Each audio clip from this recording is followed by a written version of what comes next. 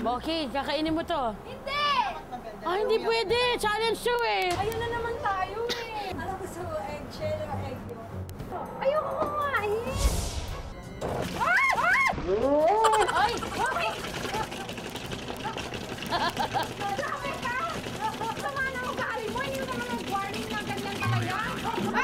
Ano yun? Ay, Diyos ko. Ayusin niyo naman ho yung trabaho niya naman ho. Ay, Diyos ko. Ay, ba't ka iyak? Ay! Bakit ang dumi-dumi niyang magtrabaho? Ikaw lang yan. Grabe naman ho kayo.